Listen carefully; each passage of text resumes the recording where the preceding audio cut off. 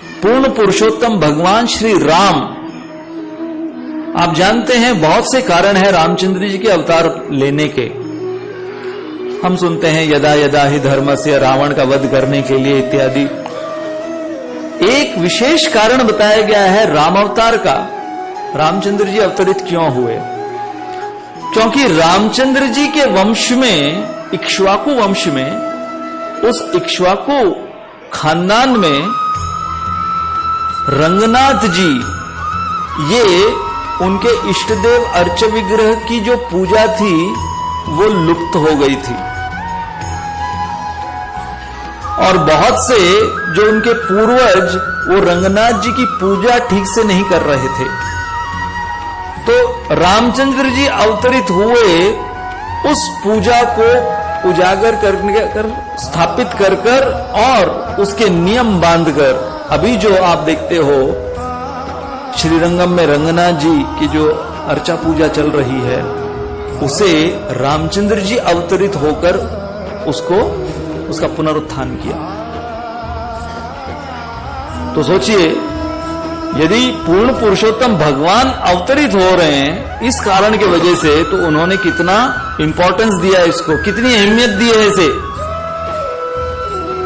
तो गृहस्थ आश्रम में अर्च विग्रह की सेवा, अर्चा पूजा, इसका महत्व इतना है कि डायरेक्टली प्रभु श्री राम अवतरित होते हैं उसको प्रस्थापित करने के लिए। और 11वें स्कंद में भगवान श्री कृष्ण कहे हैं उद्धव जी को कि गृहस्थ आश्रम में अर्च विग्रह की सेवा धूमधाम से होनी चाहिए। क्यों? बहुत सुंदर उन्होंने कारण दिया कि गृहस्थ आश्रम में दो चीज बहुत देखी जाती है, एक है भोग और एक है ऐश्वर्य। ऐश्वर्य अर्थात कि घर कितना सुंदर है, कितना बड़ा है, कहां पर स्थित है, घर का ऐश्वर्य,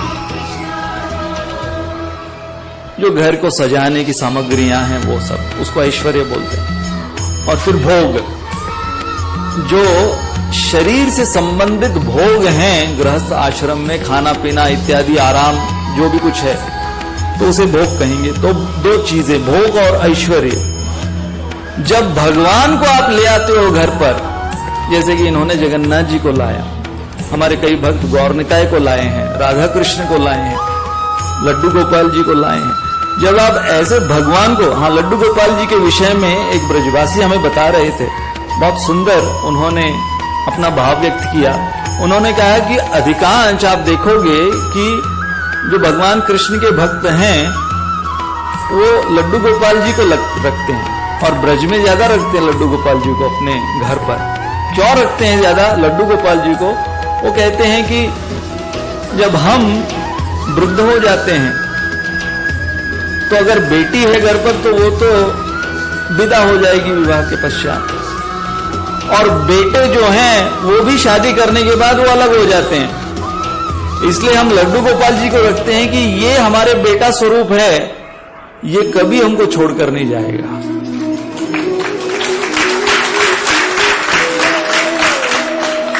इसलिए लड्डू गोपाल जी को वो वात्सल्य भाव में पूजते हैं, बेटा मानते हैं लड्डू गोपाल जी। तो मैं ये बता रहा था कि भगवान श्री कृष्ण 11वें स्कंद में कह रहे हैं कि गृहस्थ आश्रम में जो दो चीजें देखी जाती हैं, भोग और ऐश्वर्य, जब भगवान आ जाते हैं उस घर में, तो ये दोनों चीज भगवान चुंबक की तरह अपनी ओर खींच लेते हैं। फिर वो गृहस्थ उसके घर में जितना भी भोग है, जितना भी ऐश्वर्य है, वो केंद्रित कर देता है उनके आराध्य भगवान के अर्च विग्रह की ओर। तो जितने भी बड़े बड़े पकवान उसके घर पे बन रहे हों, जैसे कि अभी दिवाली, हाँ, ये जो दिवाली का फराळ बनता है इतना घर पर, तो यदि घर पर भगवान के अर्च विग्रह हैं तो जो भी कुछ बनेगा भगवान को भोग चढ़ेगा पहले। तो जब भगवान को भोग चढ़ेगा तो वो अब भोग भगवान उसको प्रसादी के रूप में वापस कर देते हैं। तो अब उस गृहस्थ आश्रम में जो भी कुछ होगा वो भोग नहीं, प्रसाद होगा वो। और जो भी ऐश्वर्य, हमने देखा है कि गृहस्थों के घर पर पहले वो लोग शॉपिंग करने जाते थे स्वयं के लिए, कि मेरे ऊपर ये कैसे अच्छा लगेगा, मैं कैसे अच्छा दिखूंगा या मैं कैसे अच्छी दिखूंगी।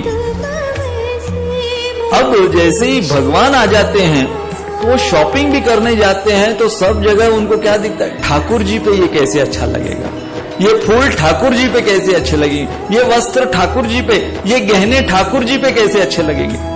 तुरंत सारा ऐश्वर्य जो भगवान उद्धव जी को बता रहे हैं कि पूरा जो ऐश्वर्य की चेतना है उस गृहस्थ की, वो भगवान अपने अंदर समाहित कर लेते हैं। तो कितना सरल है एक गृहस्थ आश्रम में भोग और ऐश्वर्य को आध्यात्मिक बनाना। केवल भगवान के अर्च विग्रह को लाकर ये दोनों जो मुख्य क्रियाएं गृहस्थ आश्रम में होती हैं, ये परिणित हो जाती हैं, शुद्ध हो जाती हैं।